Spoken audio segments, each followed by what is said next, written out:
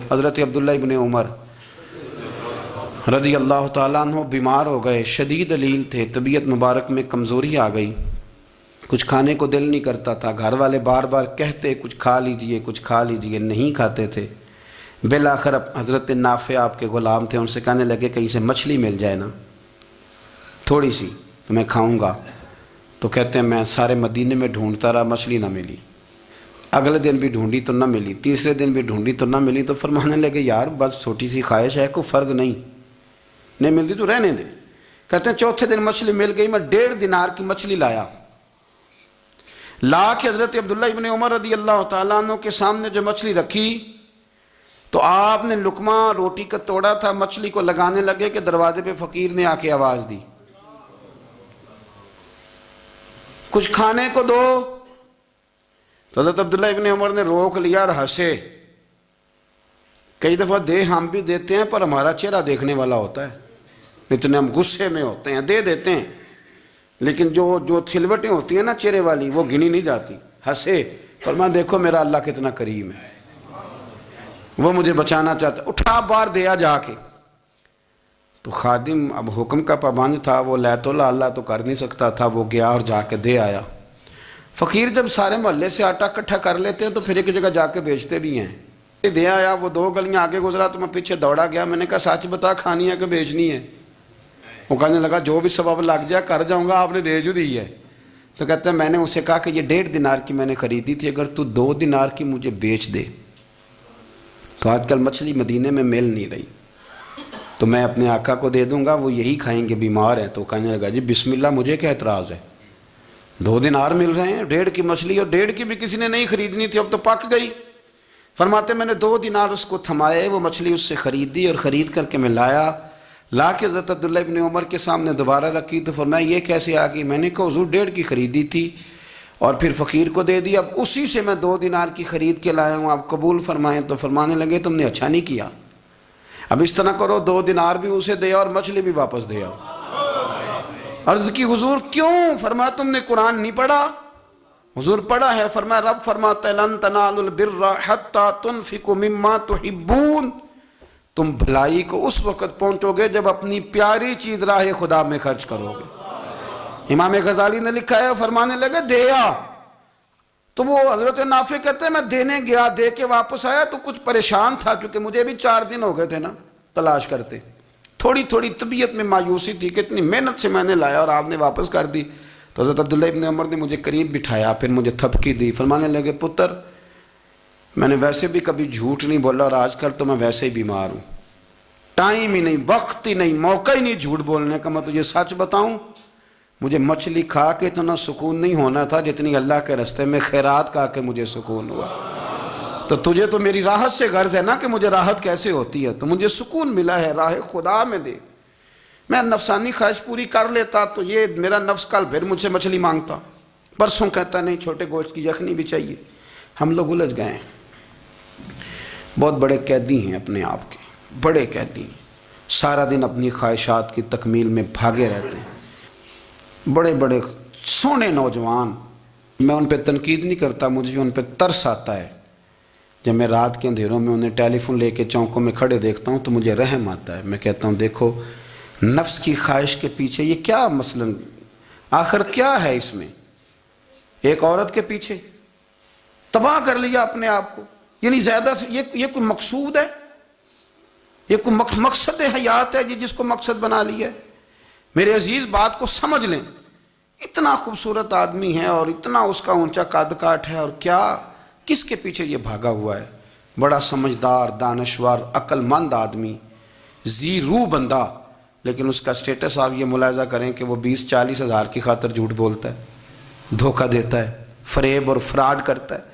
ہم اپنی نفسانی خواہشات کے پیچھے اس طرح بھاگتے ہیں کہ ہم اصل سے رہ جاتے ہیں۔ میری باتوں کی سمجھ آ رہی ہے آپ حضرات؟ تھوڑا تھوڑا کر کے، ایک ایک کر کے ان کی باتیں کم مانیں۔ وہ ضروری تو نہیں نا کہ سویرے ناشتہ بازار سے اپنی مرضی کا تگڑا کیا ہے، بازار سے لا کے پوڑیاں چنے بہترین کھائے، اور پوڑیاں چنے ابھی کھائے نہیں، شاپر میں ڈالے ہوئے ہیں، اور وہ لے کے ابھی آ رہا ہے تو ساتھ ہی رستے سے گوشت بھی چھوٹا اچھا لگا تو 2 کلو وہ بھی لے آئے کہ پوڑیاں چنے کھاؤں گا اور دوپہر کے لیے گوشت پکاؤں گا۔ وہ پہلے یہ تو کھا لے صاحب، اس سے تو نجات پا لے۔ یہ پتہ نہیں ہضم ہوتا ہے کہ کچھ اور کرتا ہے تیرے ساتھ، لیکن وہ گوشت بھی ساتھ لے آیا۔ یعنی ٹیبل پہ، ناشتے کے ٹیبل پر بیٹھ کے فیصلہ ہو رہا ہوتا ہے کہ ہم نے کیا کھانا ہے، ہم نے کدھر جانا ہے۔ سنگیو یاد رکھو، باتوں کو سمجھو اور غور کرو۔ یہ تھوڑا تھوڑا کر کے جب ہم چھٹکارا حاصل کرنے کی کوشش کریں گے نا، چھٹکارا حاصل کرنے کی، کئی جگہ سے، کسی جگہ سے اگر آپ کو تنبیہ ہوتی ہے نا، تنبیہ، اس میں بھی بڑا مزہ آتا ہے۔ اس میں بڑا، ہمارے ایک بزرگ تھے، تو ایک دن نا میں گیا تو کہنے لگے الحمدللہ آج میں بڑے سکون میں ہوں۔ میں نے کہا جی وہ کیا ہوا؟ کہنے لگے میں اپنے آپ کو بڑا پیر صاحب سمجھنے لگ گیا تھا۔ تو ایک وابڈا کے کسی آدمی سے کام تھا، تو میرے ایک دوست نے مجھے کہا کہ پیر صاحب اس کو ٹیلی فون کر دیں، سنا ہے آپ کا عقیدت مند ہے۔ میں نے اس بندے کو ٹیلی فون کیا تو کہتا پیر صاحب میں عزت آپ کی بڑی کرتا ہوں پر یہ کام نہیں ہو سکتا۔ کہتے ہیں جب اس نے مجھے کہا نا تو کچھ بھی نہیں، تو مجھے بڑا مزہ آیا ہے، ورنہ میرا تو نفس پھول گیا تھا۔ میں تو سمجھتا تھا کہ جو میں کہتا ہوں ویسے ہی ہو جاتا ہے۔ کہتے اس نے تھوڑا سا نا مجھے لیول میں کیا ہے، مجھے مزہ آیا۔ یہ لوگ نا اپنے اوپر بوجھ ڈالتے تھے، یہ تھوڑا تھوڑا پیچھے ہٹتے تھے، یہ سمجھتے تھے کہ اس طرح تو ہماری تکمیل رہ جائے گی۔ صبح سے شام تک اگر اسی نفس کی باتیں مانتے جائیں گے تو خرابی کرے گا۔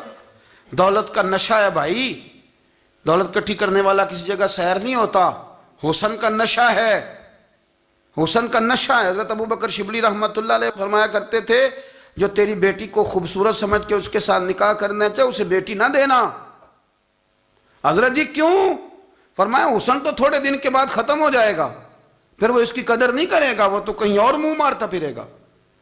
حضرت ابوبکر شبلی رحمۃ اللہ تعالیٰ علیہ کی بیٹی خوبصورت تھی، ایک نوجوان کہنے لگا میرا نکاح کر دیں۔ آپ فرمانے لگے پتر تو 1 مہینے کے بعد آنا، کر دوں گا۔ بڑی موٹی تازی خوبصورت صاحبزادی، تو حضرت نے اسے دوائی کھلائی، اسے پخانے لگ گئے۔ جو پخانہ کرتی ایک مٹکے میں سنبھال دیتے۔ تھوڑا وقت گزرا تو وہ ہڈیوں کا پنجر بن گئی، مہینے بھر میں دست اتنے آئے کہ کمزور ہو گئی۔ تو ابوبکر شبلی 1 مہینے کے بعد نوجوان کو بلایا، فرمایا ادھر آ تیرا نکاح کروں۔ بچی دکھائی تو وہ کمزور بستر پہ پڑی، فرمایا شادی کر۔ کہنے لگا اس سے نہیں میں نے کرنی۔ فرمایا یہ وہی ہے؟ کہنے لگا جی نہیں۔ فرمایا تو کہتا تھا مجھے عشق ہے، کدھر گیا تیرا عشق؟ کہنے لگا حضرت صاحب آپ کیسی بات کر رہے ہیں؟ فرمایا ادھر آ۔ پھر وہ مٹکا جس میں گند رکھا تھا وہاں لے گئے، فرمانے لگے تیرا اس کے ساتھ عشق تھا، یہ ہے تیرا عشق۔ فرمایا اسے تو میں 4 دن روٹی کھلاؤں گا پھر تندرست ہو جائے گی، لیکن میں دیکھنا چاہتا تھا کہ تو میری بیٹی سے پیار کرتا ہے یا اس کے چہرے پہ آنے والی کچھ وقت کے لیے سرخی سے پیار کرتا ہے، اس لالی سے پیار کرتا ہے جو جوانی کے وقت بچوں اور بچیوں پہ آتی ہے۔ کس چیز کے دل دادا؟ یعنی کیا مطلب؟ نفس کی غلامی، سراسر غلامی، اور پلٹ پلٹ کے اور بڑے بڑے سیانے بندے چھوٹی سی خواہش کے لیے۔ بڑا سمجھدار آدمی، بڑا سیانا بندہ۔ میں ایک بڑے بزرگ عالم تھے، میں ایک دفعہ ملنے گیا تو پائے پکا رہے تھے، خود پائے پکا رہے تھے۔ تو وہ بڑے پیار کی بات ہوتی ہے نا جی، تو تامت باندھی ہوئی اور بڑی جناب خستہ حالی، اور وہ پائے پکا رہے ہیں۔ تو میں نے ان سے کہا، میں نے کہا حضرت جی پائے تو کسی اور نے بھی پکا لینے تھے، آپ بخاری لے کے بیٹھتے، چلو میری طرح کا کوئی بندہ آپ سے استفادہ بھی کر لیتا۔ اب پائے آپ لائیں گے، پھر پکائیں گے، پھر آپ کھائیں گے، تو یہ تو 24 گھنٹے آپ کسی کام میں گزر جائیں گے۔ تو یہ ایک چھوٹی سی خواہش کے لیے، میں کسی چیز کو حرام نہیں کہہ رہا، قرآن پاک کی جو آیت پڑھی ہے صرف اس کی تفسیر آپ کے سامنے عرض کر رہا ہوں۔ ہماری خواہشات ماں پالتی ہے، آپ کو نہیں پتہ کتنے دکھ سہتی ہے۔ میں ان ماؤں کو جانتا ہوں جو بیٹے کے حصوں کی مار بھی اس کے ابے سے کھاتی ہیں، مار کھاتی ہیں وہ۔ ایک خاتون ایک کان سے سنتا نہیں، میرے پاس ایک دفعہ آئی، کہنے لگی 60 لگ گئی سی، کوئی دعا کر دیں یا کوئی وظیفہ پڑھ، ڈاکٹر کہتے ہیں ٹھیک نہیں ہو سکتے۔ میں نے کہا باجی صحیح بتاؤ مسئلہ کیا ہے؟ کہنے نہیں کچھ بھی نہیں، مسئلہ کیا ہونا ہے، پتر غلط نکل آیا ہے، اس کا باپ روز مارتا ہے، آج میں آگے گئی ہوں تو اس نے ایک تھپڑ میرے کان پہ مار دیے، تو پردہ پھٹ گیا۔ مائیں مار کھاتی ہیں، لیکن وہ پتر جس کو بڑی محنت سے پالا ہے وہ جوان ہوتا ہے تو اماں سے کہتا ہے تجھے چھوڑ دینا ہے، پر جس لڑکی سے میرا ٹیلی فون پہ رابطہ ہے اسے نہیں میں نے چھوڑنا، وہ نہیں چھوڑ سکتی، ہر شے کچل جاتا ہے وہ۔ اماں کبھی لیٹ کے رات کو سوچتی ہے کہ یہ تو میری کل کمائی تھی، میں تو آج بھی اس کے حصے کے تھپڑ اپنی گالوں پہ برداشت کر رہی ہوں، تو یہ کدھر گیا؟ اردشیر نام کا بادشاہ تھا، حضرت محدث ابن الجوزی آج سے کچھ 700 سال پہلے لکھتے ہیں۔ اردشیر بادشاہ بڑا خوبصورت تھا، جوان تھا، بڑا عقل مند تھا۔ اس نے اس طرح کیا کہ قریب کی ساری ریاستوں پہ قبضہ کر لیا۔ بڑا عقل مند زیرک تھا، قبضہ ہو گیا۔ ایک بادشاہ بڑا سخت تھا، اس کے ساتھ جب پنجہ آزمائی ہوئی تو اردشیر کہتا ہے اس پہ میرا قبضہ نہیں ہو رہا تھا، اور جب ہم نے ساری ریاستوں نے مل کے اس پر حملہ کیا تو ایک قلعے کے اندر قلعہ بند ہو گیا۔ اردشیر بڑا خوبصورت آدمی تھا، بڑا سمجھدار تھا، تو وہ بادشاہ قلعہ بند ہو گیا، اس نے کہا نکلنا ہی نہیں۔ اب وہ اندر بند ہے، یک بارگی حملہ کیا تو وہ بڑا قلعہ تھا اس میں بند ہو گیا۔ اس بادشاہ کی نا جس پر حملہ کیا، اس کی بیٹی اچانک ایک دن قلعے کی دیوار پہ چڑھی تو اردشیر کے حسن و جمال کو دیکھا تو عاشق ہو گئی، اور اپنے ہی باپ کے خلاف اسے کہنے لگی کہ اگر تو میرے ساتھ شادی کا وعدہ کرے نا تو میں تجھے رستہ بتاتی ہوں حملہ کرنے کا۔ اس نے کہا میرا وعدہ رہا، تو رستہ بتا۔ اس نے رستہ بتایا اس لڑکی نے، اور بادشاہ نے حملہ کیا تو اس کا باپ قتل کیا، اس علاقے پہ قبضہ کیا شادی کے وعدے پر۔ ہاں نفسانی خواہش بندے کو اندھا کر دیتی، نہیں سمجھ آتی اس کو میں کدھر جانا ہے، اندھا کر دیتی۔ حملہ کیا، اور جب اس لڑکی کو لے کے آیا نا اپنے محل میں، تو پہلے دن شادی کی پہلی رات تھی، تو بستر بچھایا کنیز نے، تو وہ کبھی کروٹ ادھر بدلتی کبھی ادھر بدلتی، تو بادشاہ کہنے لگا کیا ہے؟ کہنے لگی بستر میں کچھ ہے، مجھے تکلیف دے رہی۔ اس نے چراغ جلائے، اور جب بستر اٹھایا تو ایک اتنا سا دھاگا نکلا۔ دھاگے سے عموماً تکلیف نہیں ہوتی، تو اس نے کہا تو اتنی نرم و نازک ہے کہ دھاگا؟ کہنے لگی میرا باپ نا میرے ساتھ اتنا پیار کرتا تھا کہ روز میرا بستر بھی خود بچھاتا تھا، اور اس نے آلہ رکھا ہوا تھا، وہ ناپتا تھا کہ کوئی پایا اونچا نیچا تو نہیں، میری بیٹی کا بیلنس سوتے وقت خراب نہ ہو جائے، اور میرے لیے گوشت اور کپڑے بھی خود پسند کر کے لاتا تھا، کھانے پینے کا خود خیال کرتا تھا۔ اردشیر کہنے لگا اچھا وہ اتنا پیار کرتا تھا، اور پھر تو نے اس کے ساتھ کیا کیا؟ کہنے لگا بلاؤ کنیزوں کو بلایا، فرمایا اس کو اٹھاؤ اور جلاد کے پاس لے جاؤ، اسے کہو کہ اس کے بال ایک گھوڑے کے ساتھ باندھے، پیر دوسرے گھوڑے کے ساتھ باندھے، اور ایک گھوڑا ادھر بھگا دے کدھر بھگا دے۔ یہ جس کے باپ نے اتنا پیار کیا، یہ نفس کی اتنی غلام ہے کہ اس کی وفادار نہیں رہی تو میری وفادار کیسے بنے گی؟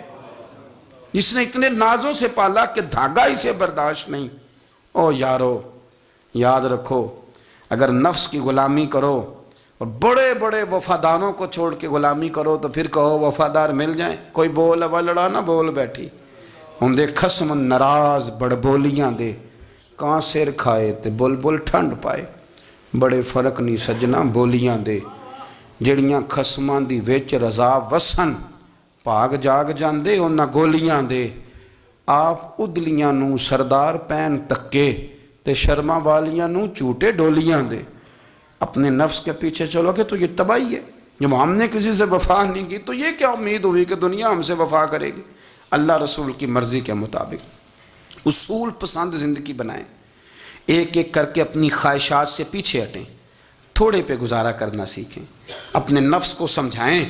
ضروری نہیں کہ روٹی ہر وقت مزے کے لیے کھائی جائے، کبھی کمر سیدھی کرنے کے لیے خشک روٹی بھی کھا کے دیکھو، کبھی سادہ کھانا اس پہ بھی اکتفا کرو، کبھی تھوڑا کھر کے اچھے طریقے سے سادے کمرے میں بھی اللہ کو یاد کر کے دیکھو۔ نفس کے پیچھے نہ بھاگیے گا، تباہی کرے گا۔ رب کریم سمجھنے کی توفیق رفیق عطا